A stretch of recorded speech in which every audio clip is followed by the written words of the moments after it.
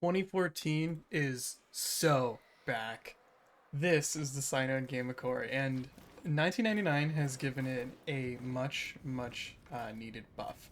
So, oh gosh, I'm getting nostalgic using this weapon all over again. I cannot tell you how many hours and hours and hours I use the Synoid Gammacor for. Freaking, if we look at my profile over here and we go to my secondary and then my most used, 5.7%. I used the hell out of this thing. Oh my god. Yeah, 2014 Warframe was definitely a different time. And, you know, as time has gone on, the Synoid Gammacor has fallen slowly and slowly and slowly until it kind of reached this kind of peak of nothingness where, you know, it just wasn't that great anymore. And it got an Incarnon, which was really cool and everything, but the Incarnon was kind of a nothing burger, right? The base fire was still better.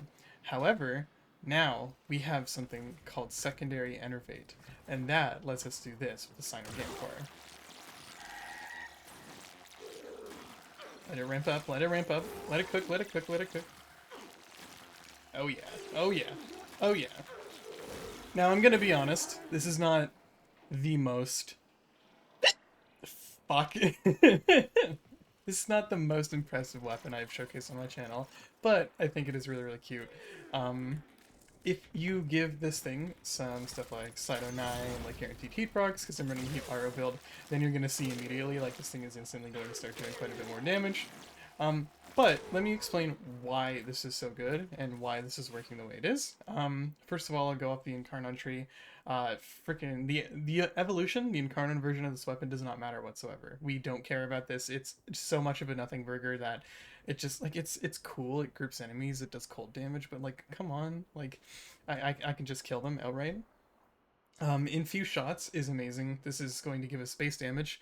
This is not percentage base damage. It's not a serration buff or anything like that. It is base damage, which means if this is +5 and it stacks up to 4 times, we're getting 20% or 20 base damage.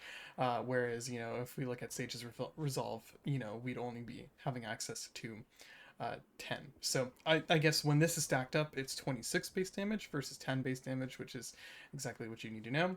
Also, by the way, with a channeled ability active, 25% multi-shot is nothing. There are other Incarnons that have like 100% multi-shot with the channeled ability active, so I don't really understand why this is so weak on the Synoid Gammacor. Maybe it's better on the original Gammacor. Maybe this is something that you should be using on the original Gammacor, but I have it on the Synoid one because of nostalgia's sake. But yeah, in few shots, much better. Its base damage is going to be helping a lot. We have this over here, Extended Volley. It is kind of up to you what you want to use. I just use Extended Volley just because the magazine capacity is quite nice, but you know, we can use range or holster reload. 50% holster reload is really strong.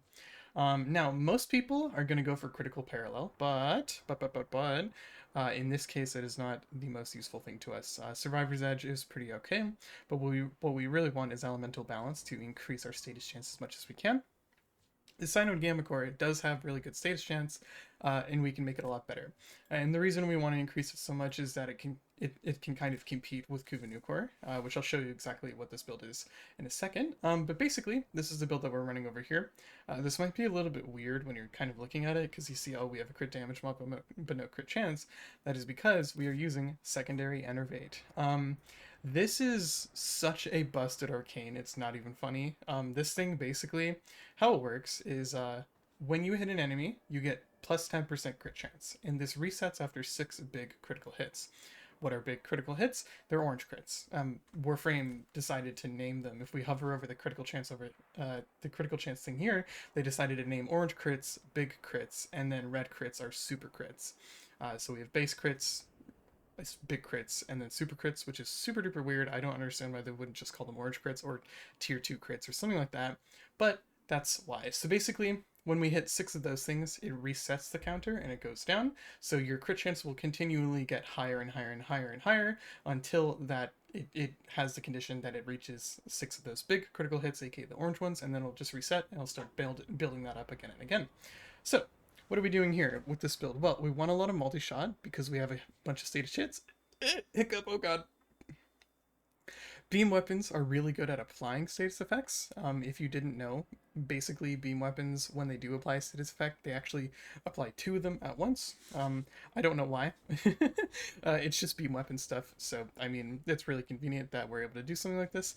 Beam weapons also do normally fire really, really quickly. So it's really nice to stack up Enervate with the multi-shot. So you're going to be basically constantly critting.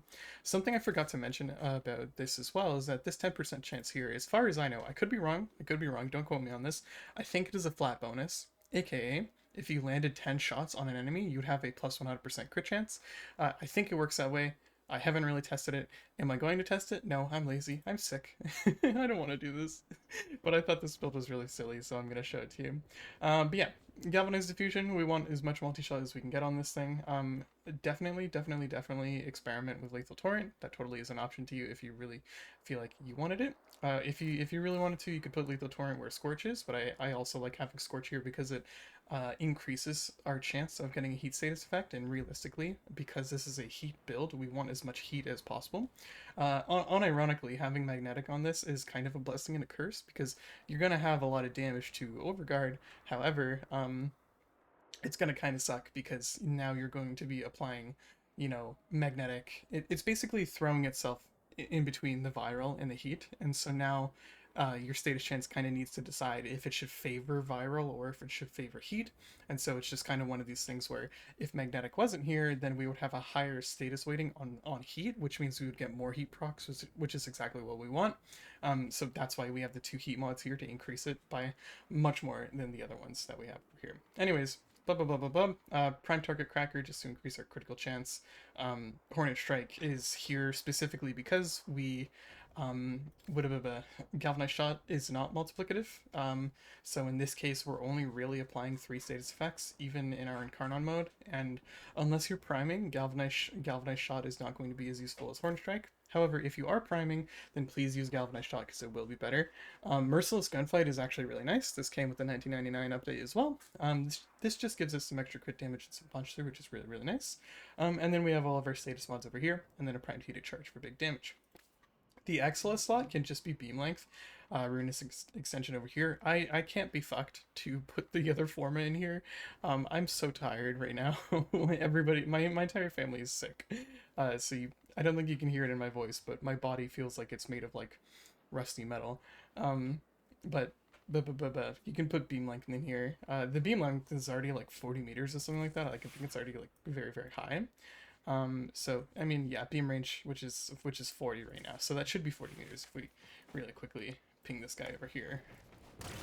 Yeah, that's actually like super far for a beam weapon, which is really nice. So I don't think you super need it, but realistically, like, what the hell are you gonna put in here, right? We really don't need ammo mutation because pistol ammo is like the most common one, and we have a massive magazine, so it's not like it super matters. Realistically, if you wanted to have like a sniper, you could run Moonrise Velocity and the Ruinous extension, or whatever your beam length is right here. And then you can just have an extra 16 beam length, which would give you 56 meters, which is pretty cool. I just don't think you need it. But yeah, secondary innovate, very good. Where this weapon does shine, though, is when we start giving it to Warframes who buff stuff up.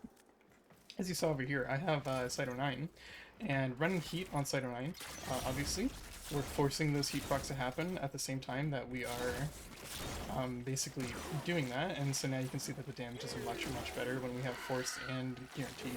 I mean, we have the heat procs we're applying with our weapon, and then we also have the guaranteed ones that we're applying with Cyto 9's resupply. So this is super duper good. Going to do a lot of damage. If we go invisible as well, we're going to get the 3x critical multiplier from Arcane Corpuscular, which is going to be way stronger. As you can see over here, we're going to be doing a lot more damage. So yeah, that's pretty cool. That's just with some Warframe buffs. This isn't like a super crazy Cyto 9 build. It's designed over a sniper, so he doesn't really have a lot of strength going to his other abilities. But that's Cyto 9. Another great option is Dante. My Dante build is not finished whatsoever, so like, if you want to copy it, go ahead. This is literally just like a weapons platform Dante build. But all we really want here is I'm going to respawn this. I'm going to do a little bit of roar, and then we're going to do, I think it's... No, it's the other one first. There we go. So we just want page flight, and then once page flight sticks on an enemy, if it's, finishes circling around them. There we go. you're going to see over here, this thing is going to get very, very, very strong. So you see the enemies that are tagged by our birds now give status vulnerability and status damage, which means that we're just going to be grilling these guys, which is pretty cool, I know. So that on top of the 76% board that we're getting, that's a 1 point, I mean, I think that's a 2.7 times damage multiplier that we're getting against you guys. On top of the fact that it's going to be double dipping with our status effects, which just means our status effects are going to be really, really strong with Dante. So this is definitely a cute little build that you can run with him. As you can see, the heat damage is super high. Even with 60 heat procs, it's going to be pretty crazy. Now, why would you run this over the Kuvanucor? And the answer is there's no reason. There's the Kuvanucor is just better at this. If we come over here to the Kuvanucor and we look at this build over here, I really quickly need to put Enervate back on because I maxed it out. We have a 12 times critical multiplier as well as way more status chance.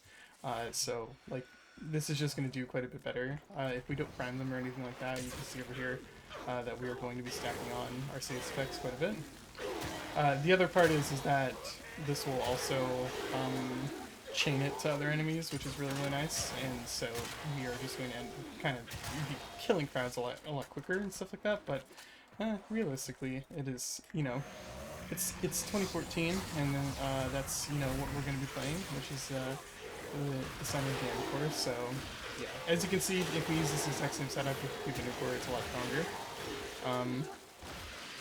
But yeah, a lot of heat procs, bunch of heat procs. Super cool at changing enemies and stuff like that. Something that is really important to note is that the Kuvanucor, its base damage is actually a lot lower than the Synoid Gammacor. So if we take our Kuvanucor right here with a specific build, which I don't think I'm using a Hornet Strike on this one, but I don't really think that we need it.